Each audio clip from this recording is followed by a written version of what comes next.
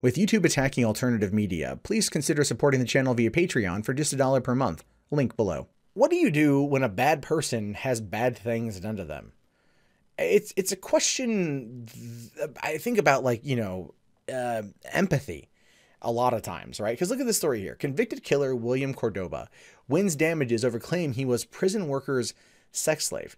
Now, this dude's a convicted killer in jail for his crimes, and yet he won a settlement because he was a prison worker's sex slave.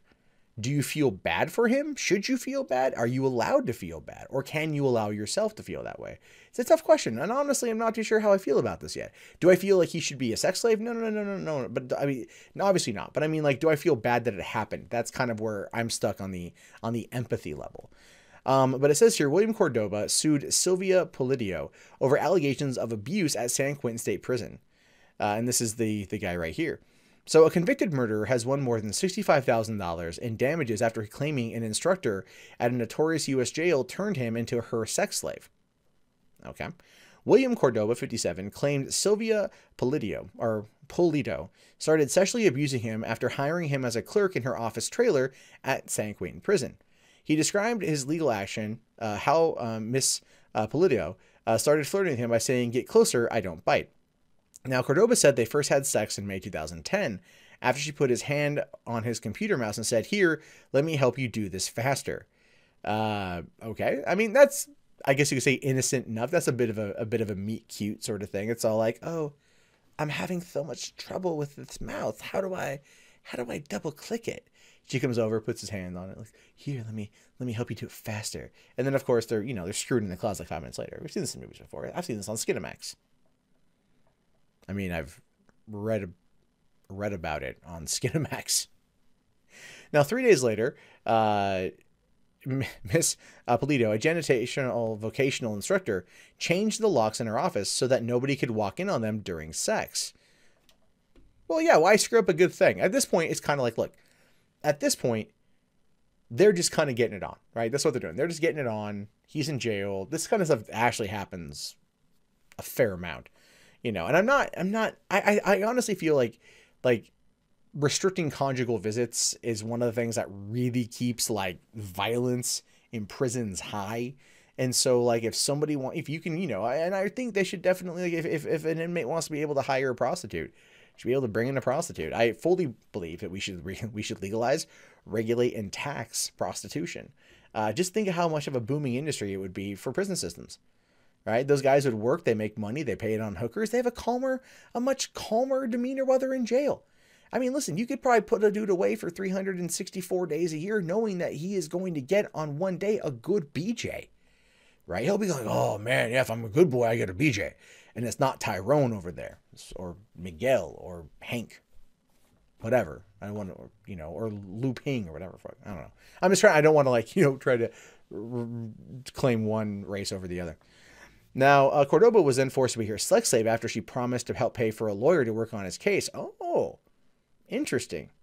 When he tried to back out of the abuse, Miss Pulido took revenge, accusing him of harassment, and he ended up spending 9 months in solitary confinement. Now, that's cold-blooded. All right, like, that's cold-blooded. So this is where it gets crazy. So it starts off consensual thing, right? And again, like I said, prostitution should be legalized, regulated, and taxed. And then she's like saying, "If you don't, we have sex, I can help you get a lawyer to work on your case." Well, this dude's a convicted murderer, right? So it's like,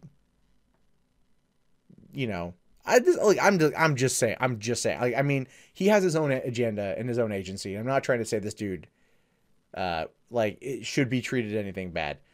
She lied about him and got him, she basically pulled a Me Too, essentially, and got him 9 months in solitary. Or she pulled the Christina Garcia. Got him 9 months in solitary. Again, there's a level of, like, that question of empathy, apathy comes into play quite a bit here. Now, the prison workers' attorney argued Cordoba was delusional. A jury awarded Cordoba $15,000 for harm and $50,000 in punitive damages following a 6-day trial, saying all people have the right to be free from sexual abuse, Cordoba's lawyer Julia Allen told the New York Daily News. Saying that doesn't change just because a person is incarcerated, which I do agree with. Cordoba is serving a life sentence for second-degree murder and robbery in San Francisco in 1981. Okay, so the dude's been locked up since the 80s. All right, this guy right here. But, you know, lady comes in, teaches them a trade. They get down, they get dirty, whatever. Ultimately, I'm not against that at all. But her holding his, I guess you could say, freedom essentially, and forcing him to act in that way in order to you know, kind of ply him with the hope that he would get, she'd help pay for a lawyer to look over his case, is clearly abuse of power. There's no mistake about that. And then, of course, to then lie about him, to claim sexual harassment, to get him 9 months in the hole is a clear abuse of the situation. And at no point is that anywhere good. I don't care if they're having a consensual relationship, because what he does in prison is not going to impact my life at all. But being in that situation is clearly not good. And I am glad that he was able to get, you know, some punitive damages out of it, because that is something that that is unfortunate. A guy in his position would not have the benefit of the doubt against an accusation like that. He would not be able to have due process. Now, obviously, this article is short, doesn't go into more details, but how they were able to prove that that you know, he was a sex slave, or he was being sexually abused by this woman.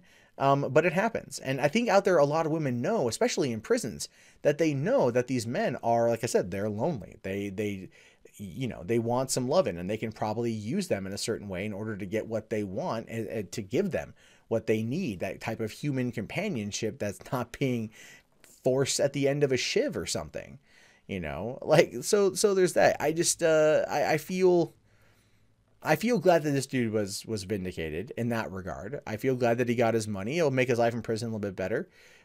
He's not going anywhere.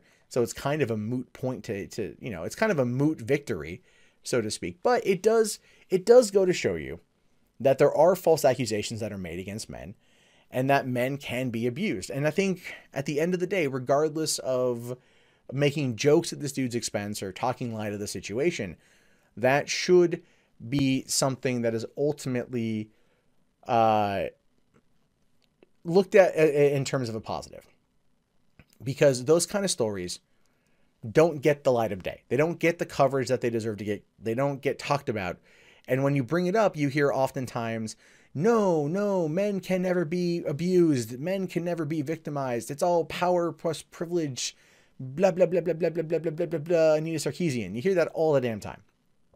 And so we have a court case now that absolutely positively shows us that it can happen, it did happen, and that there are ways to seek justice, even if you are a convicted felon behind bars serving a life sentence for second-degree murder.